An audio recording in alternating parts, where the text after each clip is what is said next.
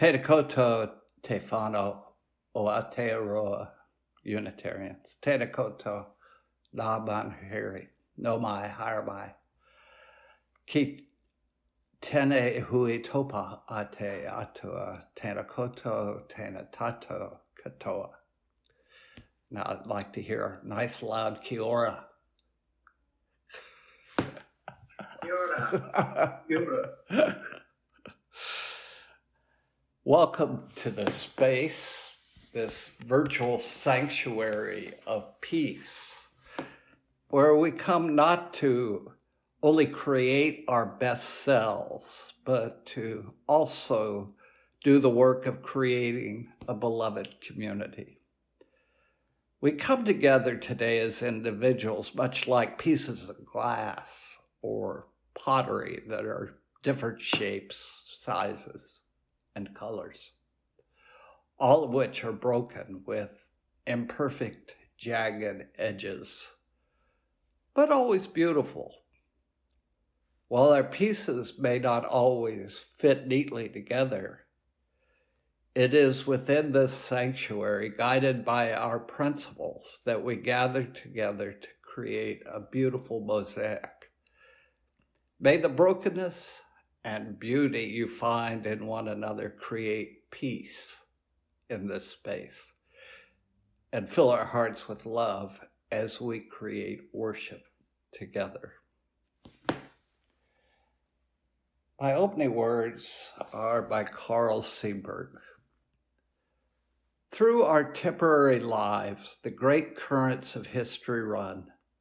Let us keep the channels open and free, so not to obstruct purposes greater than our own. Let us keep our minds set upon high goals that here bind us into one sharing fellowship of loving hearts.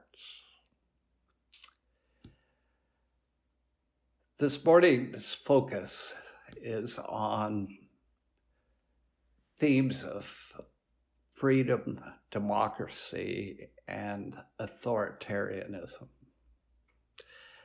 And I thought I'd let Nina Simone sing a version of our hymn, number 151, I Wish I Knew How It Felt to Be Free.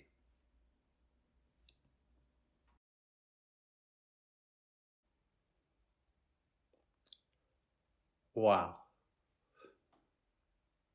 Wow. If you have a candle or a chalice, this is the time when we light it. The road of history is long, full of hope and disappointment.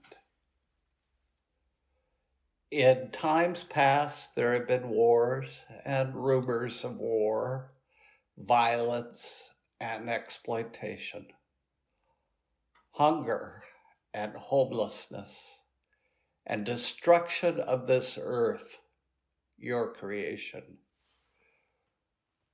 We have become a global village with a growing realization of how fragile this earth is and how interconnected we are to each other and to all creation. We cannot continue to live in the old way.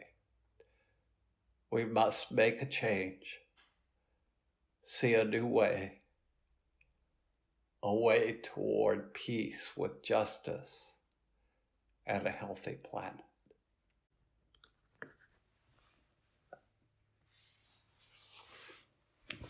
My reading for today is called A Poem for Democracy by Audrey Brooks.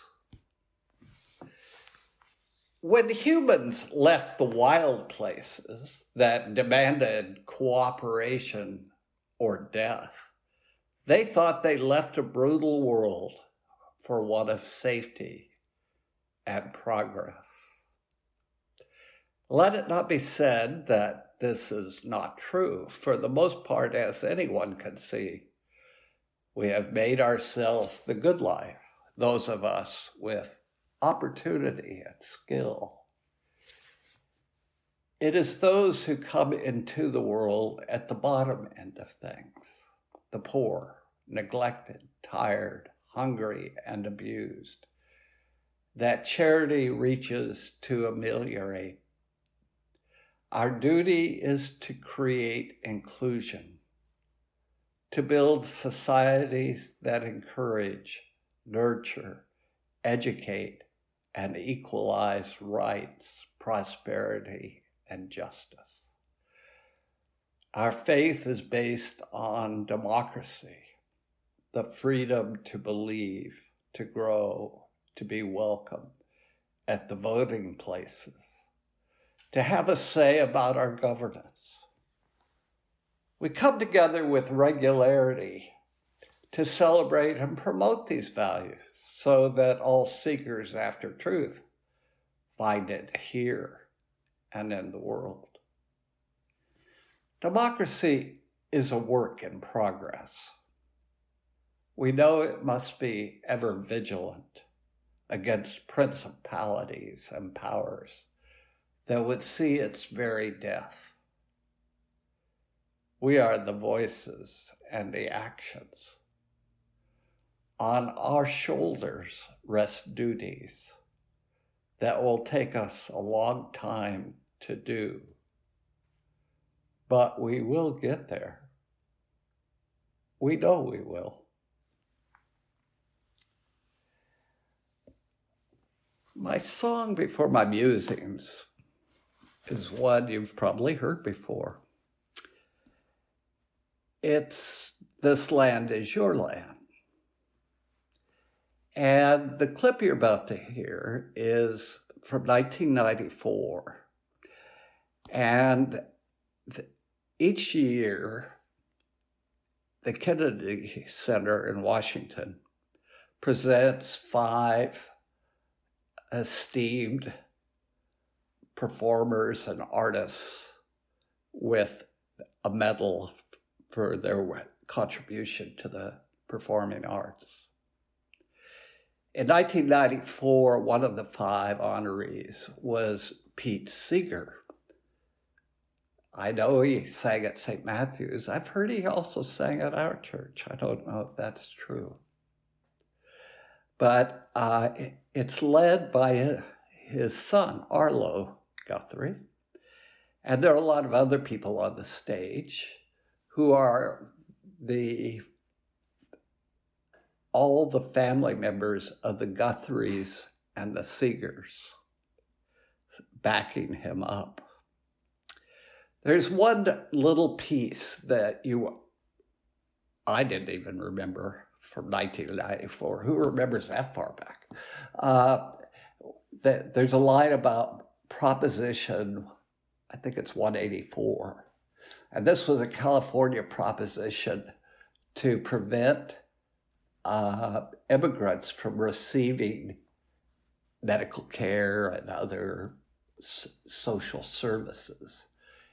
It was passed, and 5 years later, the California Supreme Court declared it unconstitutional. But there is a reference to that in the song, which you will never have heard before. So now, I present to you Arlo Guthrie.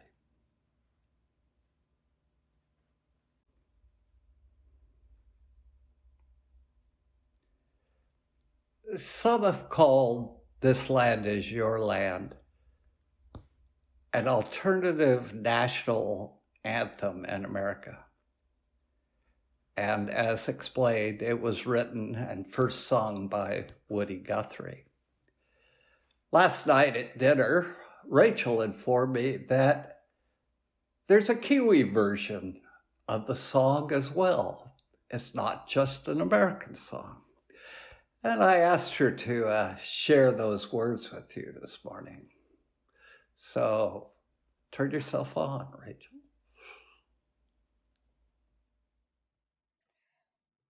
So I found it, this is not the exact lyrics that we used to sing at primary school, but you can see "This land is your land, this land is my land, from Bluff and Southland to the Bay of Islands, from the Kauri Forest to the West coast glaciers. And you can see instead of Golden Valley, I've got Bushclad Valley, which wouldn't mean anything in America. Then Aorangi to Cape Reinga. We certainly didn't call it Aorangi when I was at primary school. But we did have the Southern Fjords and the Thermal Wonderland. And then we've got Tussock and yeah, so that's the New Zealand version that I used to sing at primary school. Did other Kiwis used to sing that at school?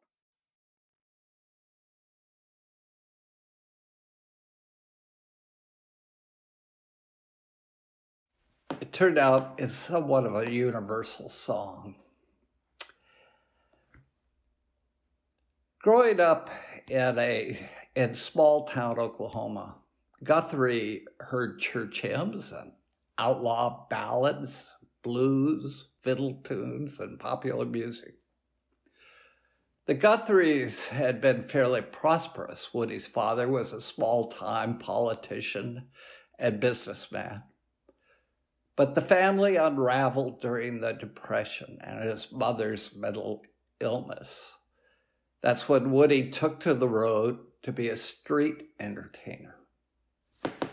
This Land Is Your Land wasn't released by Folkway Records until 1951, but the song was originally written in February 1940, when Woody Guthrie first arrived in New York City from Oklahoma.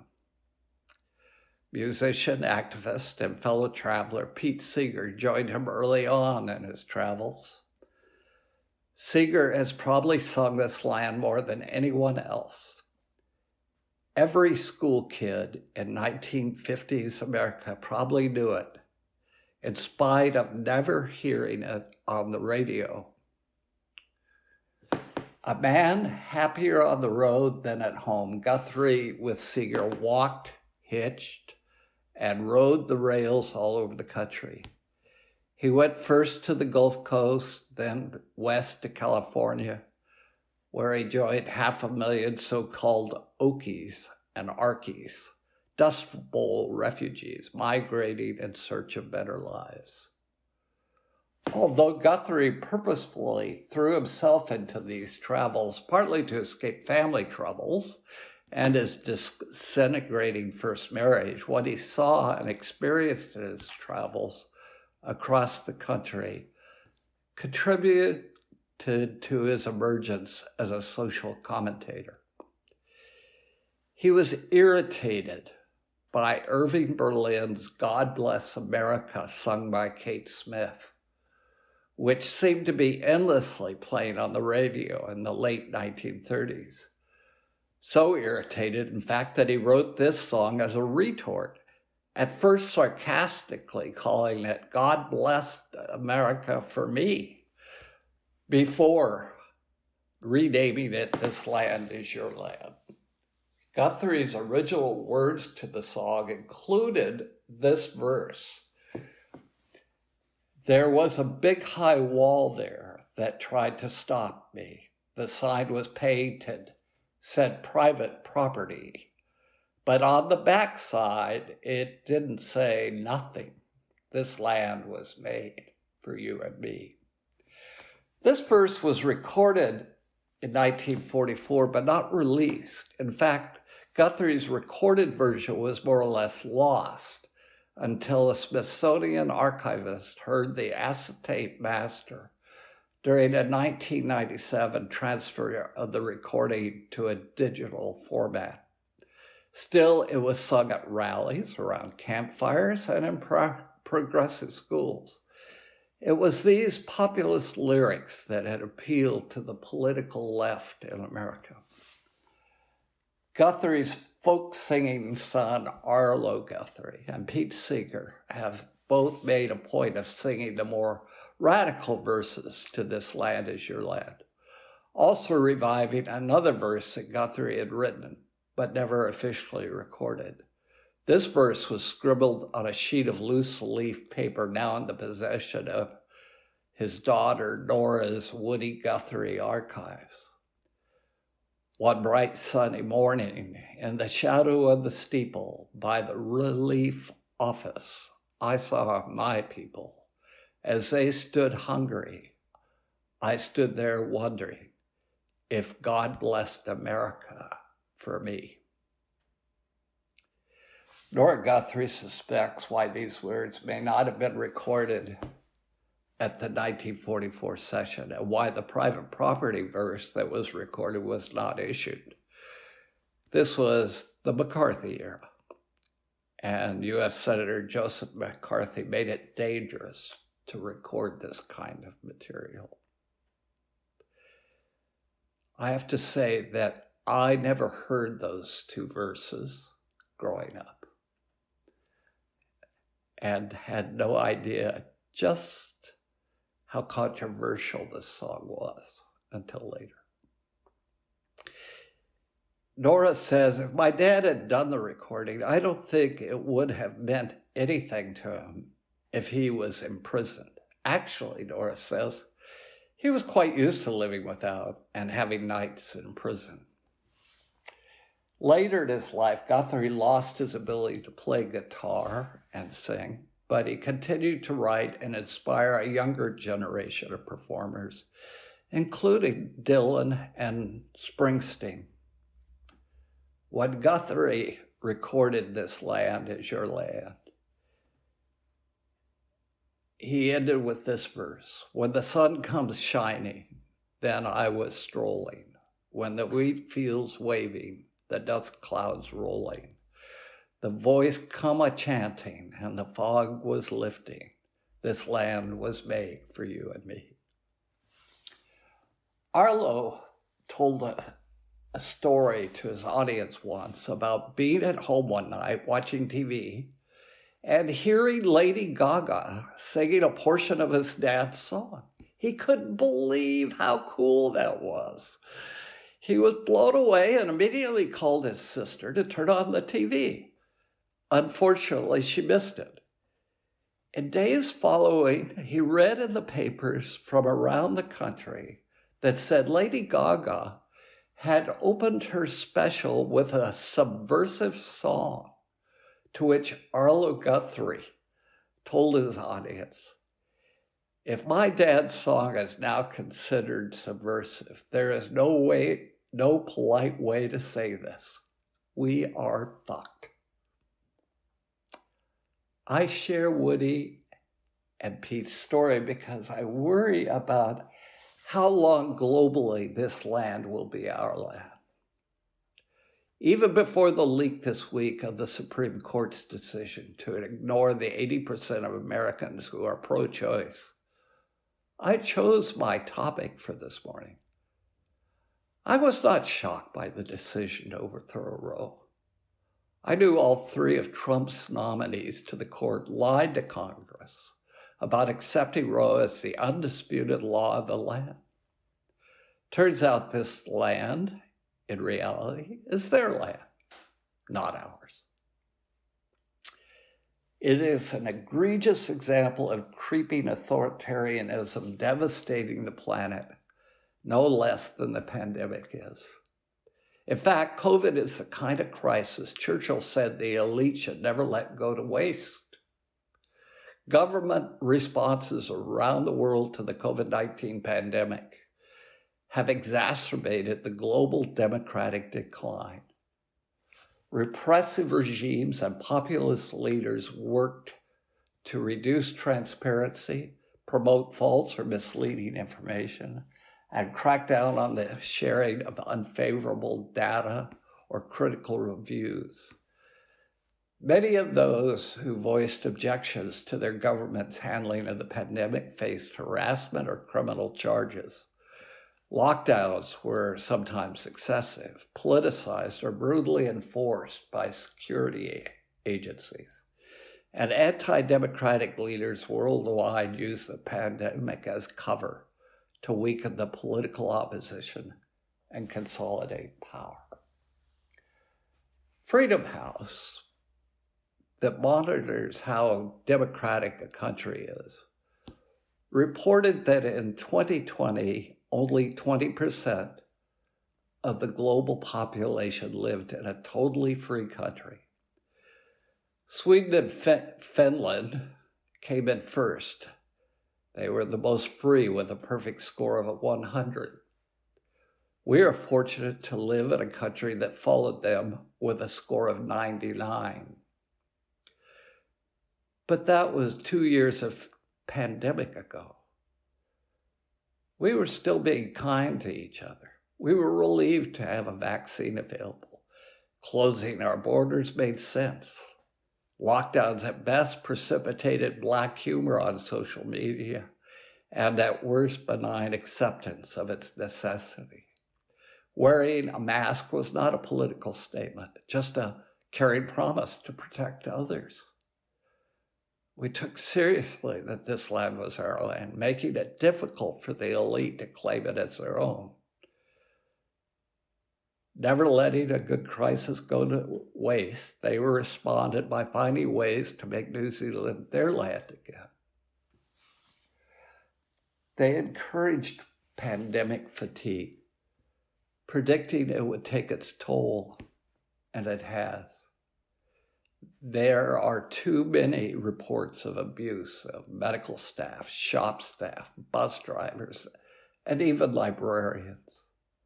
Fake news, misinformation have abounded.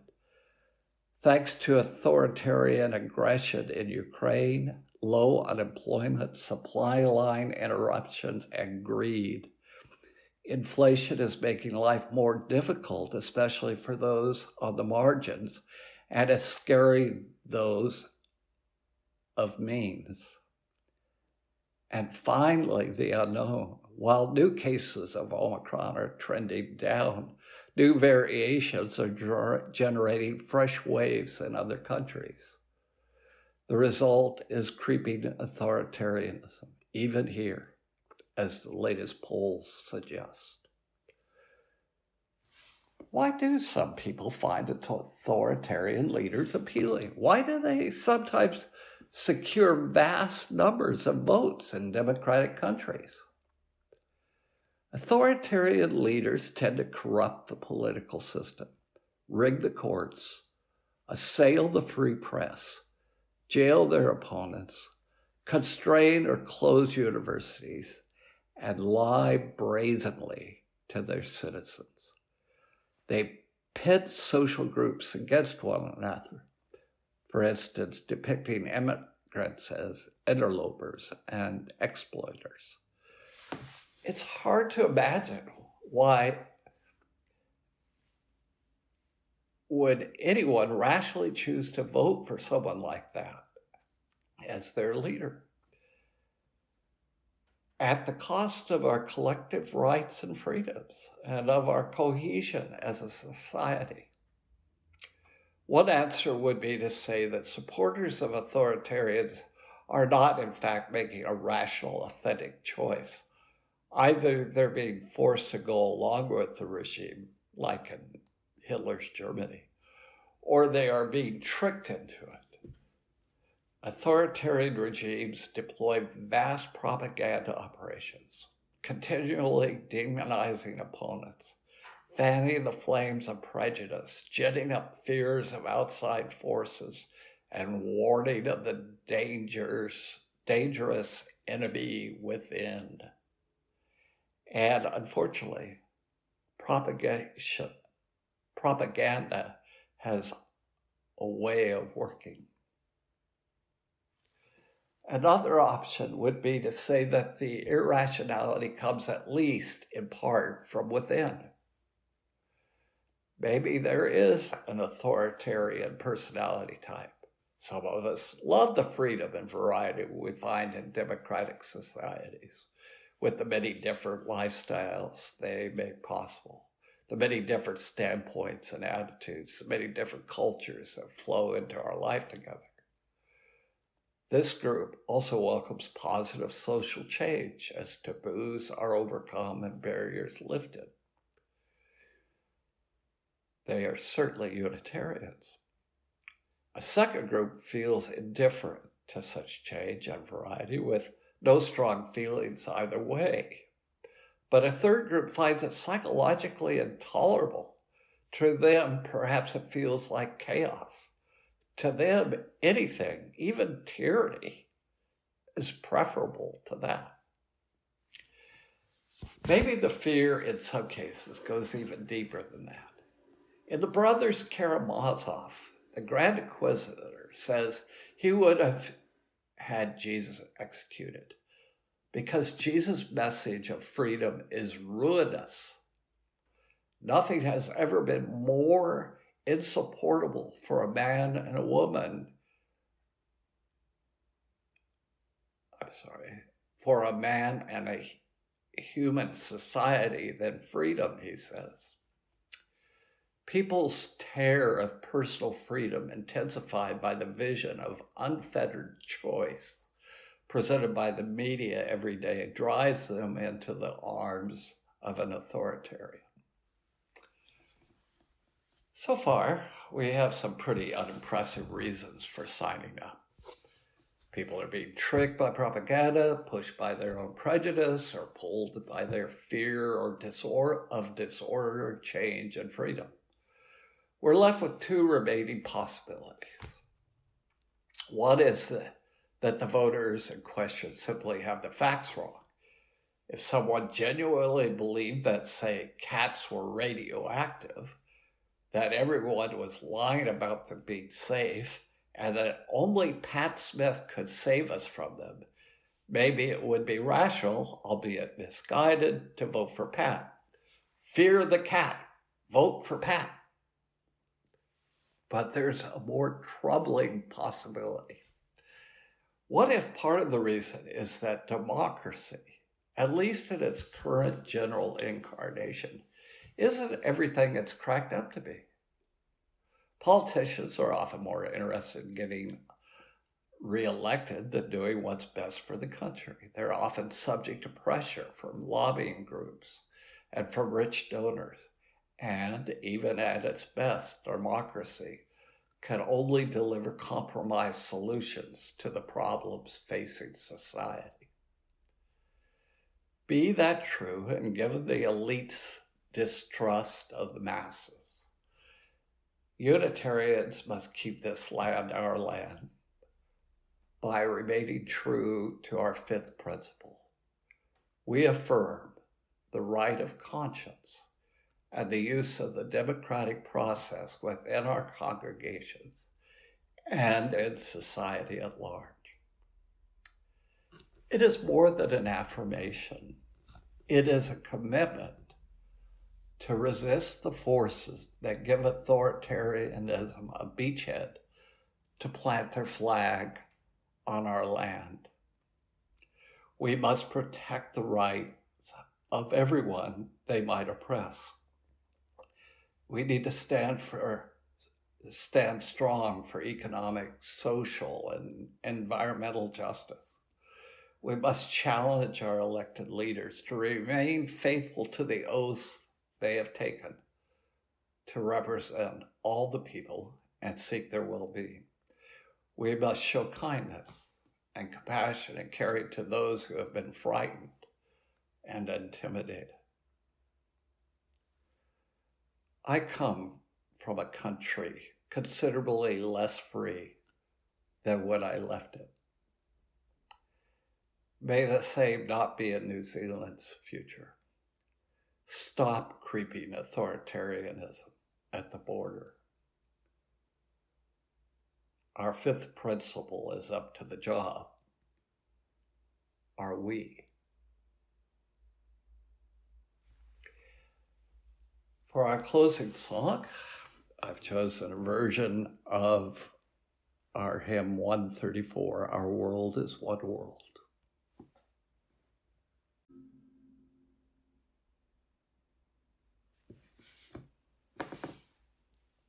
My closing words are by Samuel Trumbore.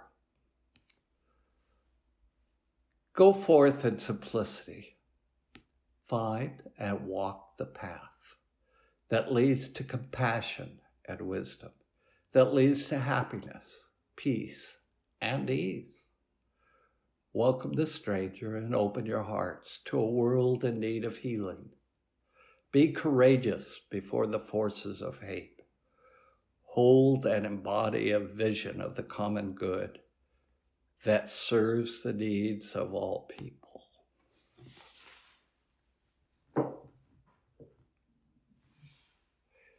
And now it's time to extinguish our chalice. We extinguish this flame, but not the light of truth, the warmth of community, or the fire of commitment. These we carry in our hearts until we are together again.